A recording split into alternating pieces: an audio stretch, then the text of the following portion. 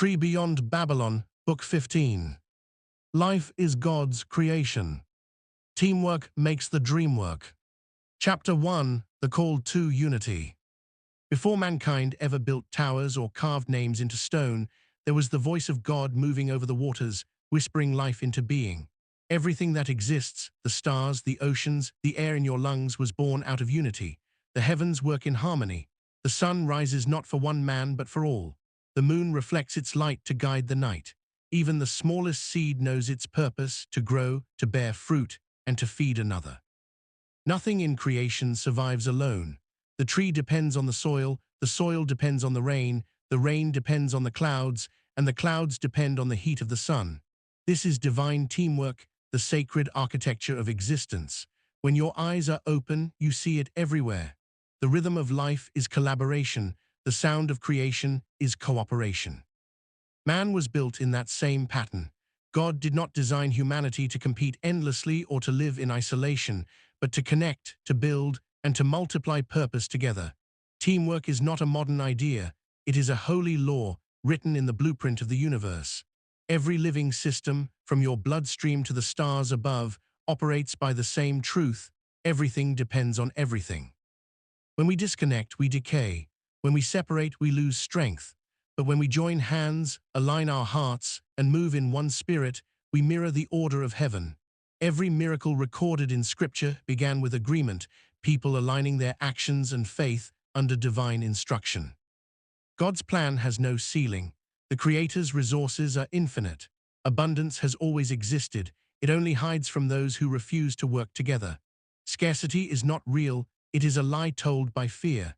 Heaven's vault never runs dry, only human vision does. The moment we learn to trust the flow of divine timing more than the illusion of control, the supply multiplies. Life's purpose is creation, and creation demands cooperation. When one person plants and another waters, both serve the same purpose. Heaven manifests on earth when we build together, forgive together, and move in one direction, with love as the glue, loyalty as the structure, and faith as the foundation. Chapter 2. The Foundation of Loyalty. Loyalty is the silent language of the universe. It is the bond that keeps galaxies in orbit and friendships alive through chaos. Without loyalty, no structure can last. Without loyalty, no love can mature. It is the invisible current running through every strong family, every thriving team, every lasting movement. Loyalty is not loud, it is steady. It shows up when others vanish. It holds position when storms hit. It speaks truth when lies would be easier. Loyalty is the quiet power that transforms ordinary people into legends. God Himself is loyal, patient with our weakness, consistent in His mercy, faithful in every promise. To walk with God means to reflect His nature, and that means standing firm in commitment. True loyalty is tested in the shadows, not the spotlight. It is proven when no one is watching, when there is no reward except peace within your soul. In this world, people chase fame, money, and recognition, but loyalty outlives all three. It cannot be bought or borrowed. It must be earned through consistency. Every kingdom in history rose or fell on the strength of loyalty. The walls of trust are built by many hands, but they crumble from one betrayal. To build something eternal, a family, a business, a legacy, you must value loyalty above all else. God doesn't measure greatness by appearance or achievement. He measures it by how well you hold the line when temptation comes. The greatest people are those who stayed faithful when leaving was easier. Loyalty is love in its truest form. It protects what it cherishes. It defends when others attack. It sacrifices when necessary. It is the spiritual armor that holds relationships, dreams, and destinies together. Chapter 3. Teamwork makes the Dreamwork. No dream becomes reality through isolation. Even Jesus gathered 12. Every major victory in life, from building a business to raising a family to running a nation, is the result of coordinated effort. One person alone can plant a seed, but it takes many to grow a forest. One can design an iPhone, but thousands build, ship, and deliver it to the world. One can envision a road, but it takes hundreds of hands and minds to pave it. Teamwork is the miracle engine of creation. When people move as one, aligned in purpose and faith, they activate divine law. Heaven amplifies unified effort. That's why division is the oldest weapon of evil, because divided people lose power. Each person in a team holds a sacred role. The visionary sees the destination. The strategist plans the route. The operator steers the machine. The protector guards the mission. When all work together, God multiplies the outcome. Teamwork is harmony in motion.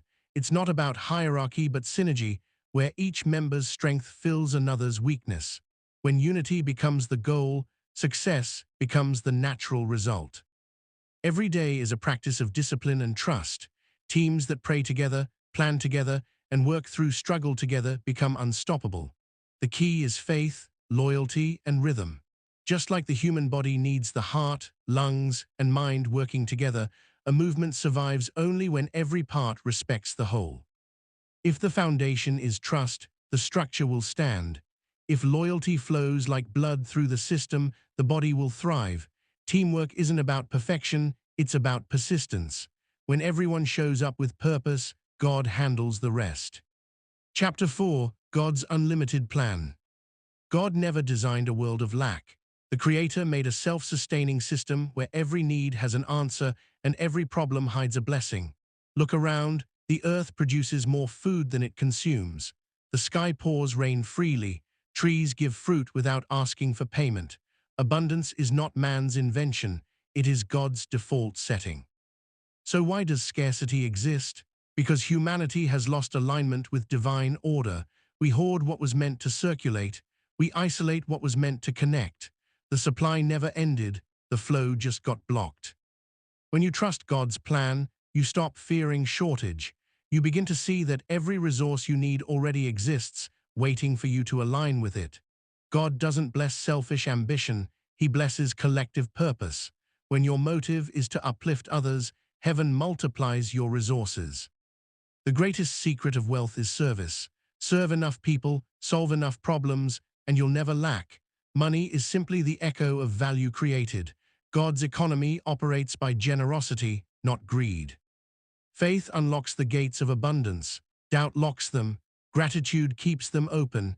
Teamwork sustains them. When people unite under a higher purpose, feeding, building, healing, the universe rearranges itself to support them.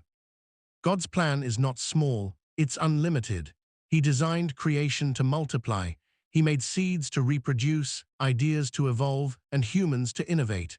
When you work together in faith, your potential expands beyond measure. The supply is already unlocked, but only teamwork, humility, and integrity can keep it flowing. Chapter 5: The Playbook: Building Big Things Together. Building something great, a company, a movement, a legacy, requires more than talent. It requires structure, order, and unity. Every successful project begins with a clear vision, then a committed team that executes with precision. The visionary must hold the big picture like scripture, clear, consistent, unwavering. The strategist designs the map. The executors follow the plan with diligence. Every part matters. Just as a football team cannot win without coordination, no movement can win without synchronization. 11 players on the field move as one. Every man plays his role. The quarterback cannot run without protection. The receiver cannot catch without trust. Everyone's success depends on everyone else's discipline. This is God's pattern. Harmony creates victory. Disorder breeds defeat. Daily discipline keeps the dream alive. Every morning should begin with gratitude and intention. Every day must end with reflection and learning. Teams that communicate, adapt, and honor each other's contributions become unstoppable. Execution is a spiritual act. Faith without work is empty, and work without alignment is chaos. The secret to building big things is not just speed, but rhythm, the consistent beat of people moving in sync toward one vision. A team united by loyalty becomes like a single organism, breathing, thinking, and moving with divine flow. And when that happens, success becomes inevitable. Chapter 6: The Science of Abundance. True wealth is not the possession of things, but the mastery of flow. Money kept idle dies, money circulated multiplies. The science of getting rich is not about greed, it is about understanding God's creative law. When you align your purpose with divine service, wealth becomes a tool of expression. You create, you give, you expand, and the universe rewards you accordingly. Abundance is not earned through fear or competition. It's manifested through cooperation and gratitude. Those who hoard lose, those who share multiply. Wealth is energy. It flows toward order, discipline, and faith. It resists confusion, selfishness, and scarcity thinking. When your intentions are pure and your actions are persistent, prosperity becomes the natural result. The secret is circulation. Use what you have to bless others, and it returns multiplied. Keep it locked away, and it stagnates. The more you contribute to the divine ecosystem, the more the ecosystem contributes to you. This is the mathematics of heaven. Service plus faith equals overflow. God's abundance cannot be outgiven. Chapter 7, the Rituals of Kingship. Every great life is built on sacred routines. Discipline is the bridge between faith and manifestation. Start your mornings with gratitude, not just words, but awareness. Thank God for breath, for purpose, for your children, for another chance to rise. Read one verse that sharpens your mind like a blade. Speak your mission aloud so the universe can echo it back. Throughout the day, focus your energy on creation. Handle the hardest task first. Speak with clarity, move with purpose. Each decision should reflect your faith and your commitment to excellence. When evening comes, review your progress. Celebrate small victories, learn from your losses. Forgive yourself and others before sleep. Rest is holy, it restores your temple. Weekly, gather with your family. Discuss your goals, your finances, your dreams. Eat together, pray together, plan together. This is how legacies are built, not through grand moments, but through consistent love and communication. Service is your crown. Teaching, feeding, uplifting, these are acts of royalty. Every time you bless another person, you honor God's design. That's kingship. Chapter 8, the Psychology of Endurance. Pain is not punishment, it is preparation. Every struggle carries sacred instruction. Endurance begins in the mind. The difference between quitting and conquering lies in how you interpret pain. The wise see suffering as curriculum. Each setback teaches patience, discipline, and faith. The covenant of no abandonment means you will not give up on yourself, your purpose, or your people, no matter how dark it gets. When your faith is anchored in God, storms become training grounds, not grave. To endure is to outlast the test. To stay loyal when it hurts is the mark of divine maturity. Endurance refines gold. Pressure reveals kings. No man rises without resistance, and no dream manifests without fire. The trials you face are the chisels that shape your destiny. Hold your ground. God is molding you for greatness. Chapter 9, Love, Sex, and Sacred Union. Love is the highest frequency on earth. It is not weakness, it is the force that binds galaxies and mends wounds. Real love is loyalty in action. It feeds, protects, and elevates. It doesn't fade in adversity. Sex is sacred energy. It was never meant to be casual, it's covenantal power. It binds souls, births destiny, and creates legacy. Treat it with reverence, not impulse. Families are divine institutions. They are the original teams built to multiply faith, wisdom, and love. Teach your children truth, discipline, and gratitude. Let them see your endurance and your faith, not just your success. Love one another just as Christ commanded. That's the foundation of every strong kingdom. Chapter 10, Legacy, the kingdom you passed on. Life's real measure is not comfort or wealth, it's the legacy you leave. Legacy is faith multiplied across generations. It's the systems, values, and institutions you build that continue when you're gone. Money fades, but structure remains. Teach your children to build, not just consume. Teach them honor, loyalty, and wisdom. Build schools, programs, and networks that outlive you. Leave behind blueprints, not burdens. The true inheritance is vision. When your family, your community, and your people can continue your mission without you, you've built a kingdom. Remember, what you pass on is not what you own, but what you've taught. Epilogue: One world, one God. There is only one God, one source, one creator of all existence. The divisions of men are illusions, the essence is the same. When humanity remembers its unity, the world will heal. When people love beyond color, creed, and ego, heaven will finally touch earth.